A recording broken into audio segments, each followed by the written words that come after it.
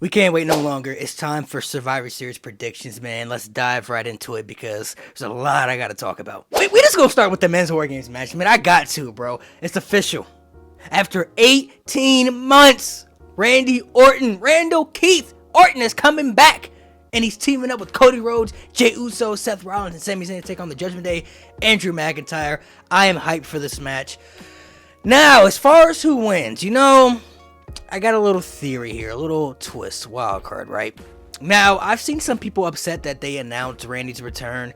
Listen, just be happy he's coming back. Not everything in wrestling has to be a surprise. Plus, my theory is, if hypothetically CM Punk is coming back, which we don't know yet, but if he is coming back, we all know the Chicago crowd is where CM Punk is from, right? And they pretty much would have been chanting his name pretty much the entire show. But now the anticipation of Randy Orton coming back and the fans knowing for sure they're going to see Randy Orton, that's going to be on everybody's mind. And I think WWE's trying to swerve people like, okay, we announced one big comeback, but CM Punk may be the real surprise. And in that case, everybody wins. Everybody wins. Don't matter if you like CM Punk or not. Everybody's happy. Punk fans are happy. Orton fans are happy. It is a win-win situation. Because I'm still trying to figure out what Shinsuke Nakamura has been talking about right here. How long? How long do I need to wait? I'm ready to fight. Where are you? I know. Where are you? You are close. I take all from you. This is my opportunity. I'm waiting. I don't know if he's talking about Punk, but he's talking about somebody. And maybe Shinsuke has an open challenge at Survivor Series. Maybe he comes out and then Punk's the opponent. I don't know. I'm just throwing out scenarios that we're all thinking about. But we know one thing for sure. Randy Orton is coming back. And if CM Punk is going to come back on that same show, announcing Randy Orton's return is very smart booking because not everybody's going to be anticipating, waiting for his return, and maybe not really expecting Punk to return anymore. And if Punk doesn't return, you still got to see Randy Orton return. So everybody, majority of the people should still be happy either way. Now, as far as the winner, I have a little theory here. I still believe the Judgment Day should win this match. I think the Judgment Day could use this for a lot of momentum.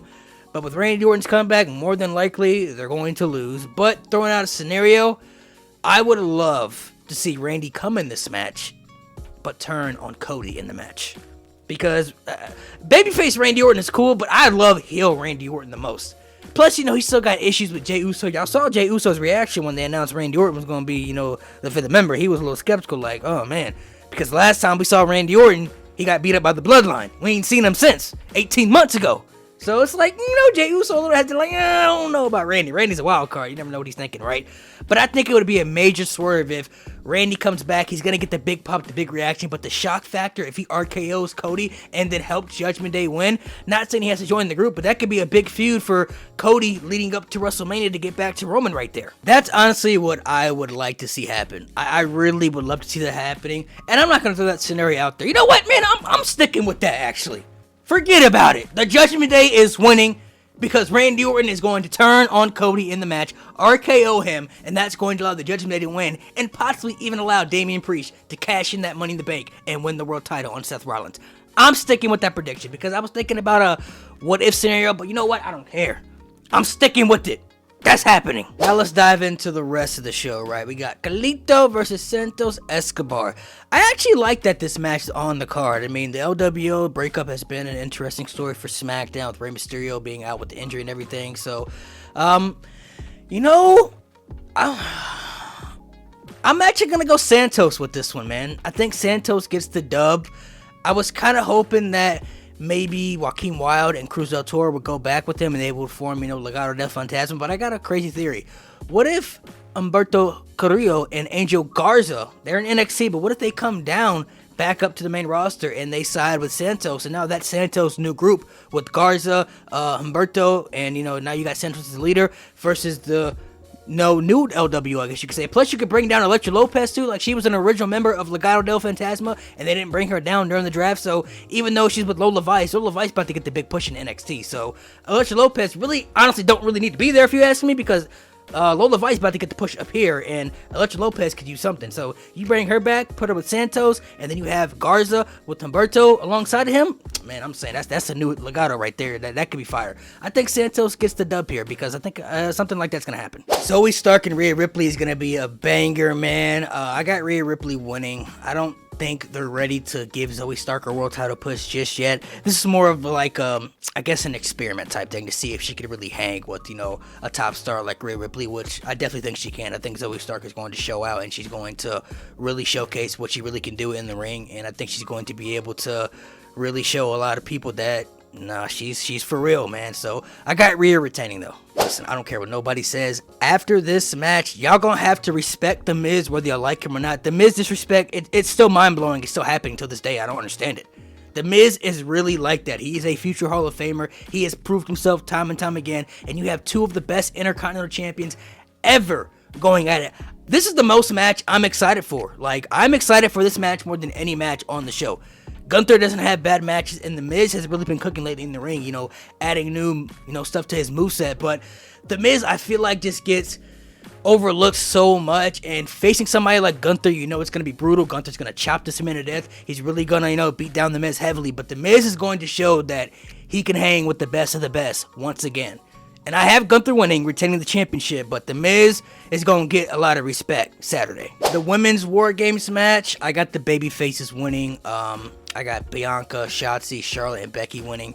I think Damage Control is leading to a newer group without Bayley. I think they're getting ready to turn Bayley back into a babyface. I think Bayley is a strong contender to win the Rumble and face Io at WrestleMania.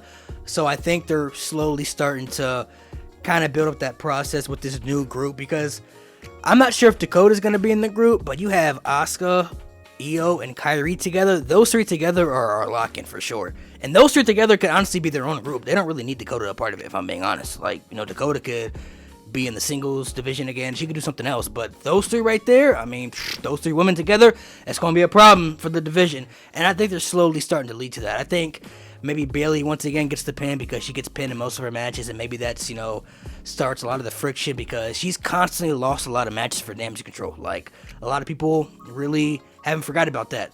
Most of Damage Control's big matches, Bayley was the one taking the pin. So this probably will be another scenario where Bayley takes the pin, and maybe Kyrie, Asuka, and people, you know, start to say, like, Bayley's the problem. Like, she's the loser. She loses all the big matches for us. Like, we don't need her.